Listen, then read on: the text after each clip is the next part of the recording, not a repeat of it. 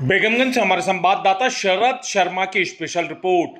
Doctor के attachment समाप्त करने और अस्पताल स्टाफ हड़ताल पर मांगों के समर्थन में कांग्रेस और भाजपा दोनों आई समर्थन में। आंदोलन को गति देने नगर संघर्ष समिति ने गुरुवार को बुलाई सर्व समाज की बैठक।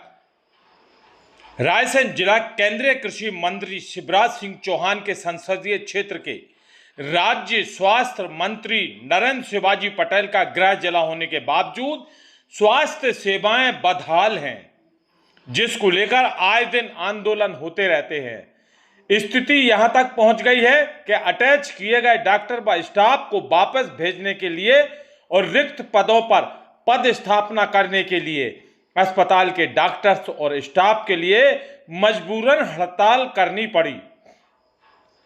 क्षेत्र के लोगों को इलाज के लिए हो रही परेशानी को देखते हुए मांगों को समर्थन में सत्ता पक्ष और विपक्ष दोनों एक साथ खड़े नजर आए।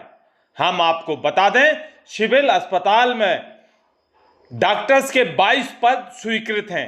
करीब 3 लाख की तहसील की आबादी पर मात्र 3 डॉक्टर सीबीएमओ नितिन तोमर, डॉक्टर संदीप यादव और डॉक्टर अमन सेन ही सेवाएं दे रहे हैं।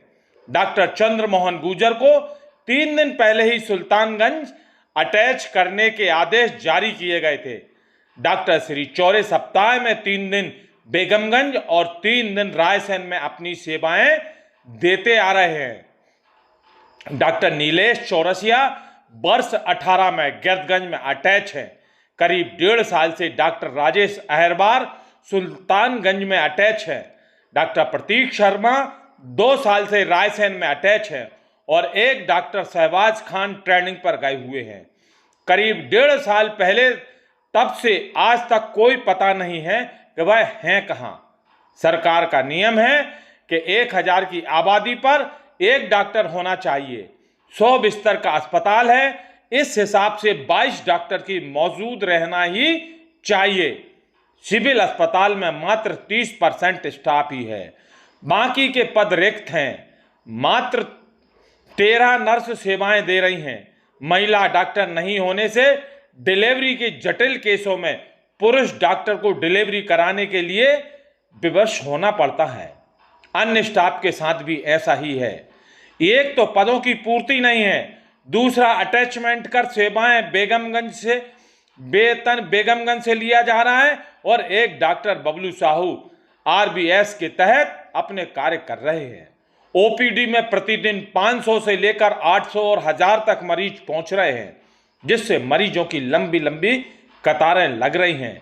आए दिन डॉक्टर और मरीज के परिजनों के बीच विवाद भी सामने आते रहते हैं। ऑक्सीजन प्लांट से कोई एक्सपर्ट नहीं है। एक्सरे के लिए भी लोग परेशान हो रहे हैं। ईसीजी के लिए भी कोई एक्सपर्ट उपलब्ध नहीं होने से मरीज को काफी परेशानियों का सामना करना पड़ रहा है। सिविल अस्पताल में एकमात्र एम्बुलेंस है जो कंडम हो जाने के कारण जहां तहां खड़ी हो जाती है। अस्पताल के नए भवन के शुभारंभ के समय स्वास्थ्य मंत्री नरेंद्र शिवाजी पटेल ने मंच से घोषणा की थी, शीघ्र ही 2 एम्बुलेंस भेजेंगे। लेकिन भेजना तो दूर की बात है, एम्बुलेंस सुधर भी नहीं पा रही है जो बिगड़ी है। वहीं 108 वाहन के ब्रेक फेल होने के कारण थाना परिषद में खड़ी सबको मुंह चढ़ा रही है। रोगी कल्याण समिति की बैठक में नई एम्बुलेंस खरीदने के साथ ही डॉक्टर का अटैचमेंट समाप्त कर खाली पदों की पूर्ति करने के लिए प्रस्ताव भी शासन को भेजे जा चुके हैं।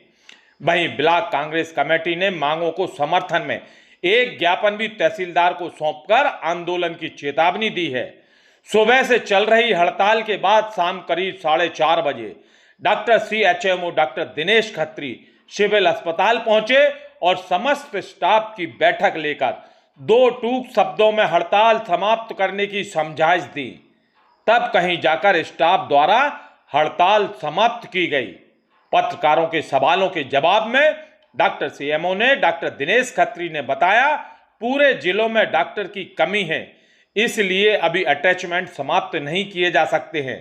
लेकिन 3 दिन पहले डॉक्टर मोहन गुर्जर को सुल्तानगंज जाने के आदेश निरस्त करने के लिए बीएमओ डॉक्टर नितिन तोमर को निर्देशित किया और वैकल्पिक व्यवस्था करने को कहा है। रायसेन बेगमगंज से हमारे संवाददाता शरद शर्मा की स्पेशल रिपोर्ट।